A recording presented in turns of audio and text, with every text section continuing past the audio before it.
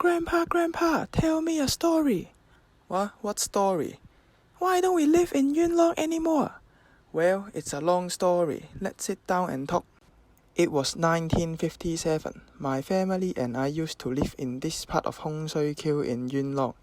We have been in possession of that land for 7 years under a tenancy agreement. Every year I paid $325 for the rent, and in 1963 I paid for the last time. After that time, no one came to me for the rent anymore. Then 27 years later, the new owner came to sue me and said I occupy his land. Eventually, we went to court and the judge asked if I was willing to pay rent. I said yes, but they said I have no intention to possess and kicked me out.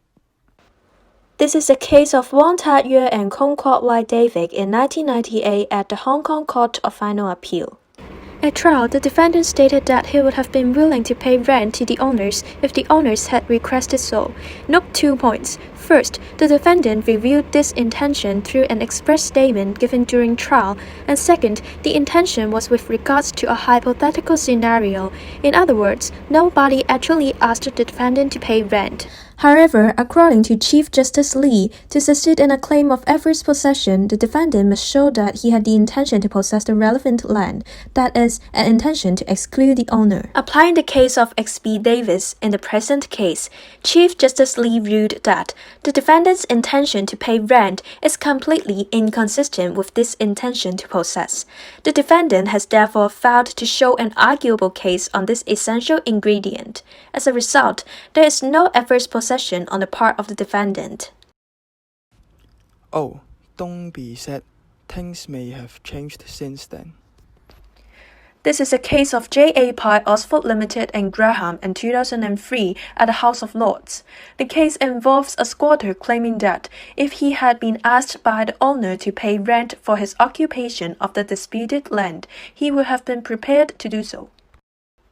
In his judgment, Lord Brown Wilkinson pointed out what required in adverse possession is an intention to possess, while the word possess should be understood in its ordinary meaning. Hence, it is inappropriate to paraphrase intention to possess as intention to exclude the owner.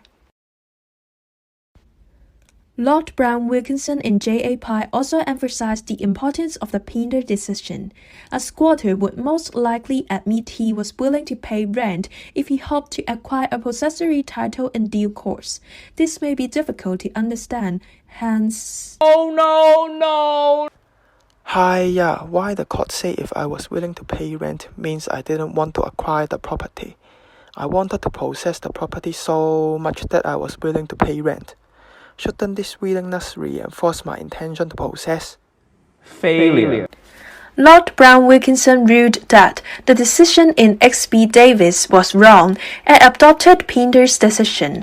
A squatter's statement of hypothetical willingness to pay rent will not stop the court from finding an intention to possess in the material time.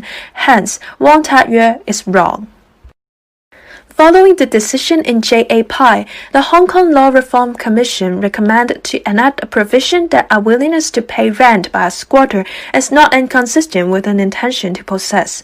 However, it should be noted that Wong Tat-yue continues to be binding in the Hong Kong courts, as it has not been overruled.